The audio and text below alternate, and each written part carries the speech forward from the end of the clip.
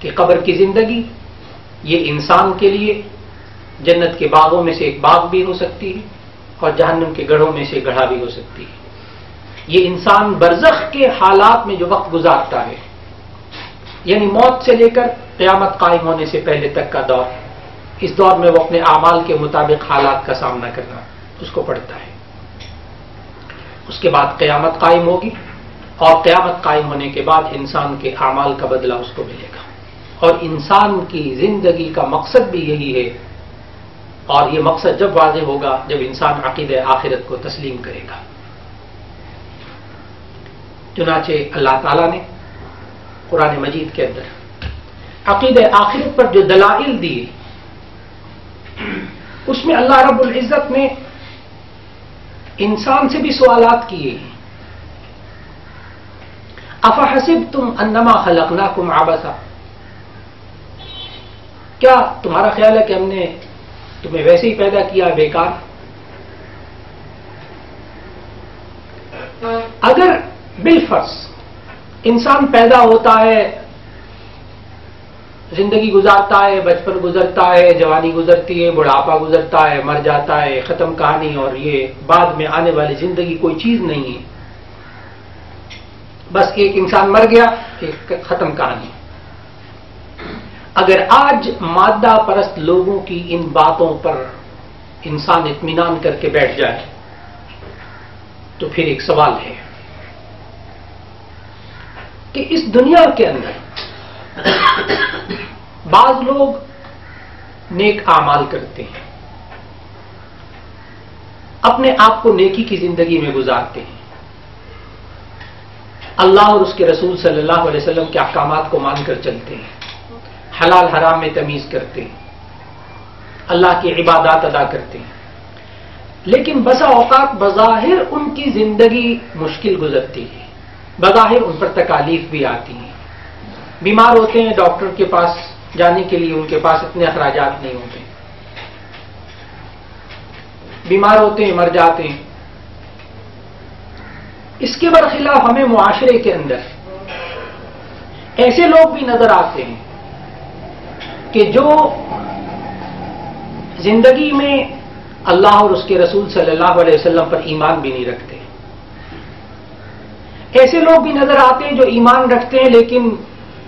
اللہ اور اس کے رسول صلی اللہ علیہ وسلم کے احکامات پر عمل نہیں کرتے. ایسے انسان بھی نظر آتے ہیں جو کہ لوگوں کا خون چوستے ہیں، لوگوں کے مال غصب کرتے ہیں، رشوت وہ لیتے ہیں، سود وہ کھاتے ہیں، گناہ کے کام وہ کرتے ہیں، لیکن ان کی زندگی بظاہر روپے پیسے والی ہوتی ہے، ان کی زندگی زیادہ پر آسائش ہوتی ہے، ان کی زندگی بظاہر سہولتوں والی ہوتی ہے. یہ نیک انسان بھی زندگی گزار کے مر گیا لیکن مشکلات کے ساتھ. ضروری نہیں کہ ہر نیک انسان مشکلات میں وقت گزارے. یہ میں شخص کی مثال دے رہا ہوں جو کہ زندگی گزار رہا ہے لیکن مشکلات کے ساتھ، تکالیف کے ساتھ، اور وہ مر جاتا ہے. دوسری طرف وہ انسان جو کہ ہر گناہ کرتا ہے اور خوب مزے کی زندگی گزارتا ہے، بظاہر مادہ پرست لوگوں کے ذہن میں وہ مزے کی زندگی گزارتا ہے اور گزارنے کے بعد مر جاتا ہے. اس نیک شخص کو اس کے اعمال کا بدلہ کہاں ملے گا اور اس برے انسان کو اس کے اعمال کا بدلہ کہاں ملے گا؟ اس لیے کہ ہمیں دنیا میں ملتا ہوا نظر نہیں آتا. انسان کبھی کبھی الجھتا ہے اس مسئلے میں. اللہ تعالیٰ نے انسان سے سوال کیا قرآن مجید میں، ام نجعل الذین آمنوا وعملوا الصالحات کالمفسدین فی الارض ام نجعل المتقین کالفجار، کیا ہم ان لوگوں کو جو ایمان لائے اور جنہوں نے نیک کام کیے ان لوگوں کی طرح کر دیں گے جو کہ بدکار تھے، جو زمین میں فساد پھیلاتے پھرے؟ ام نجعل المتقین کالفجار، کیا ہم پرہیزگاروں کو بدکاروں کی طرح بنا دیں گے؟ جی، دنیا میں تو ایسا ہوتا نظر نہیں آتا کہ انسان کے اعمال کا بدلہ اسے ملا ہو. لہذا اللہ رب العزت نے انسان کو قرآن مجید میں یہ بات سمجھائی کہ اس بات پر عقیدہ رکھنا ضروری ہے کہ انسان کو اس کے اعمال کا بدلہ ملے گا، ورنہ یہ انسان کے پاس نیکی کی ترغیب دینے کے لیے کوئی دلیل نہیں ہوگی، اس انسان کے پاس گناہ سے نفرت کے اور گناہ سے بچنے پر ترغیب کوئی نہیں ہوگی۔ آج بس اوقات بعض بہت قابل لوگ یہ سمجھنے لگتے ہیں کہ یہ آخرت کا تصور اللہ نے اس لیے دیا ہے تاکہ انسان اس تصور سے نیک کام کرے، اور جہنم کا تصور اس لیے اللہ نے دیا ہے تاکہ انسان جو ہے وہ جہنم کے تصور کی وجہ سے برے اعمال سے رک جائے۔ تو شاید ان لوگوں کی باتوں سے ایسا اندازہ ہوتا ہے کہ ہے نہیں، انسان کو تصور دیا گیا ہے۔ اس بات کو بہت اچھی طرح ذہن میں رکھنا چاہیے کہ قرآن مجید کی آیات جنت اور جہنم اور آخرت کی زندگی، اس میں اعمال کا انسان کو بدلہ ملے گا، اس بارے میں اتنی آیات واضح طور پر موجود ہیں کہ اس کو صرف تصور نہیں کہا جا سکتا بلکہ یہ حقیقت ہے۔ اور آپ جب قرآن مجید کا مطالعہ کریں تو آپ کو حیرت ہوگی کہ احکام القرآن میں علامہ جساس رحمہ اللہ نے ایک بات لکھی کہ قرآن مجید کی جو تعداد آیات کی عام طور پر معروف ہے 6666 آیتیں، ظاہر ہے کہ جب آپ اس کو جمع کریں گے، ہر سورت کی آیات کو شامل کریں گے تو آپ کو تعداد تھوڑی سی مختلف نظر آئے گی، اس کی وجوہات بھی الگ طور پر آپ مطالعہ کر سکتے ہیں۔ تو 6666 آیتیں احکام القرآن میں علامہ جساس رحمہ اللہ نے لکھا کہ وہ آیتیں جو اوامر اور نواہی پر مشتمل ہیں، یعنی آپ یہ کام کریں اور یہ کام نہ کریں، اللہ تعالیٰ نے جن احکامات کے کرنے کا حکم دیا، جن کاموں کے کرنے کا حکم دیا اور جن کاموں سے روکا، وہ صرف 500 آیتیں ہیں، صرف 500 آیتیں احکامات سے متعلق، اوامر اور نواہی سے متعلق، اور 6000 سے زیادہ آیتیں اللہ تعالیٰ نے اس بارے میں بیان فرمائی کہ ان احکام پر عمل کرنے والوں کا انجام کیا ہوا دنیا کے اندر اور آخرت کے اندر کیا ہوگا، اور کن قوموں نے اس پر عمل کیا ان احکامات پر، اور ان کا حال دنیا میں کیا ہوا اور آخرت میں کیا ہوا۔ جس حقیقت پر اللہ رب العزت نے قرآن مجید کے اندر یعنی اعمال کا بدلہ، جس حقیقت پر قرآن مجید کی 6000 سے زیادہ آیتیں دلالت کر رہی ہیں، یہ انسان ان کے بارے میں اور اس عقیدے کے بارے میں کہنے لگے کہ یہ خالی تصور ہے، تو اس انسان کو قرآن کا پھر دوبارہ مطالعہ کرنا چاہیے۔ عقیدہ آخرت کی کس قدر اہمیت ہے، اس لیے ہمیں اللہ رب العزت نے زندگی کے اندر ایک سلیقہ سکھایا جس سے ہمیں اس سوال کا جواب بھی ملے گا کہ ایک انسان دنیا میں نیک کام کرتا ہوا لیکن بظاہر مشکلات گزارتا ہوا دنیا سے رخصت ہو جاتا، اس کے اعمال کا بدلہ کب ملے گا؟ ظاہر ہے کہ آخرت میں۔ اللہ تعالیٰ نے ہمیں قرآن مجید کے اندر بہت واضح الفاظ میں ہمیں بتایا کہ ہمارا ہر عمل کرتے ہوئے ہمارا نظریہ آخرت ہونا چاہیے۔ اللہ تعالیٰ نے اس دنیا کو سامنے رکھ کر صرف اس دنیا کی خاطر نیک اعمال کرنے سے ہمیں روکا۔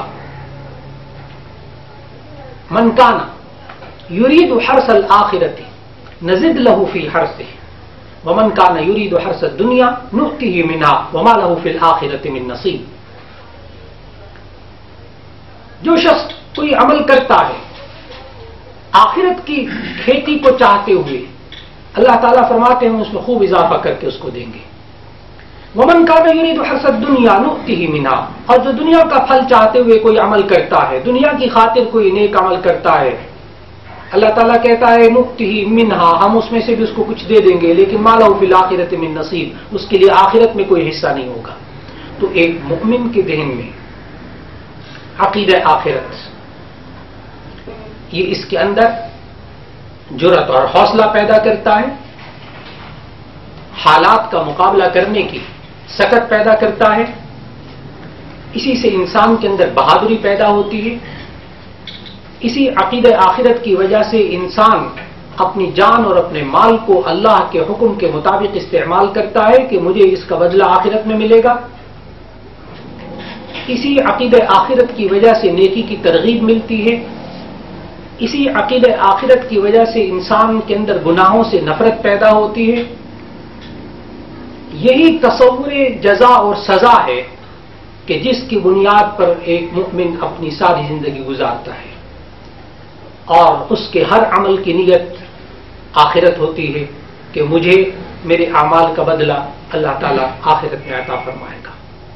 اس لیے عقیدہ آخرت یہ ایمانیات کے اندر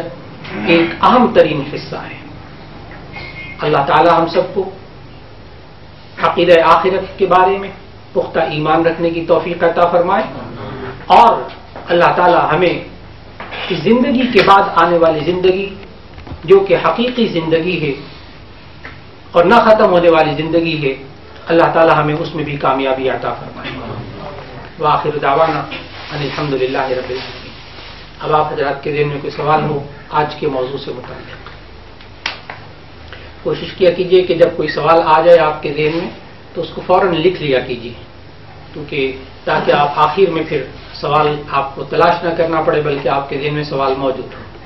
محترم، یہ بعض دفعہ دنیاوی خواہشات کے لیے کسی کام کی تکمیل کے لیے کوئی منت مانی جاتی ہے، نوافل کی یا کوئی اور صدقہ خیرات کی، تو یہ جو نوافل پڑے جاتے ہیں کسی دنیاوی خواہش کی تکمیل کے لیے، یہ بھی تو من کان یرید حرث الدنیا نؤتہ منہا اس کے زمرے میں نہیں آئیں گے. اس کا کیا مطلب؟ آخرت میں ثواب نہیں ملے گا؟ جی، آپ نے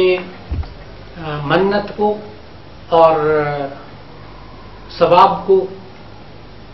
اور عبادات کو، ان تینوں چیزوں کو چونکہ ملا دیا اس لیے اشکال سامنے آیا. منت یہ بھی ایک ایمانیات سے تعلق رکھنے والی بات ہے، عقائد سے تعلق رکھتی ہے، اس لیے آپ کا سوال عقیدے کی بحث سے بنتا ہے کہ میں اگر یہ چیز پالوں گا، میرا یہ مقصد پورا ہو جائے گا، اس کے بعد میں اتنے نفل پڑھوں گا، میں اتنے روزے رکھوں گا، میں فلاں جائز کام کروں گا، تو یہ کام انسان کے ذمے لازم ہو جاتا ہے. لیکن آپ کو معلوم ہے کہ یہ انسان یہ کام بھی اللہ کی خاطر کرتا ہے، یہ کام بھی اللہ کی خاطر کرتا ہے کہ اللہ تعالیٰ مجھے اس پر جزا عطا فرمائے گا. لیکن یہ انسان جو وہ نفل پڑھتا ہے اس دنیا کے کام کی خاطر، تو پھر ایسی صورت میں یاد رکھنے کے قابل بات یہ ہے کہ اللہ تعالیٰ نے قرآن مجید کے اندر کہیں بھی یہ اس بات کی گارنٹی نہیں دی کہ میں تمہیں تمہارے اعمال کا بدلہ لازماً دنیا میں دوں گا. اللہ تعالیٰ نے کہیں گارنٹی نہیں دی. ہاں، اس بات کی گارنٹی دی ہے کہ میں تمہارے اعمال کا بدلہ آخرت میں ضرور دوں گا. ایک بات. دوسری بات آپ نے یہ ذہن میں رکھنی ہوگی کہ اللہ تعالیٰ نے کہیں قرآن مجید میں یہ نہیں کہا کہ تم اگر آخرت کی خاطر کوئی کام کرو گے تو ایسی صورت میں آخرت ہی میں بس تمہیں ملے گا، دنیا میں کچھ نہیں ملے گا. یہ بات بھی ہمیں قرآن مجید میں نہیں بتائی گئی. اس لیے انسان وہ عبادت اللہ کے لیے کرے، اللہ اس کی جزا آخرت میں دے گا اور دنیا میں بھی اس کی جزا اس طرح دے گا کہ اس کا وہ کام پورا ہو جائے گا. اس لیے عقیدتاً منت ماننا یہ درست ہوگا، اور یہ دنیا کے لیے نہیں ہے، وہی آخرت کے لیے ہے، اللہ ہی کے لیے. لیکن اللہ ہی کے لیے جو عمل کر رہا ہے اس سے وہ اللہ سے طلب کر رہا ہے. اس لیے منت ماننا عبادات کے زمرے میں جائز ہے. یہی وجہ ہے کہ جو چیزیں اللہ اور اس کے رسول صلی اللہ علیہ وسلم نے منع فرمائی ہیں ان کو منت کے طور پر نہیں ماننا چاہیے. ان کو منت کے طور پر کوئی مانے گا بھی تو ایسی صورت میں اس کو گناہ ہوگا. جیسے انسان کوئی منت مان لے کہ میں اگر امتحان میں کامیاب ہوا تو فلاں بت کے نام پر میں ایک جانور ذبح کروں گا، تو ظاہر ہے جب وہ جانور ذبح کر رہا تو منت ماننا گناہ، پھر اس کے اندر یہ شرک لازم آئے گا، اور پھر اس بت کے نام پر جو اس نے ذبح کیا وہ ذبیحہ بھی مردار. تو معلوم ہوا اگر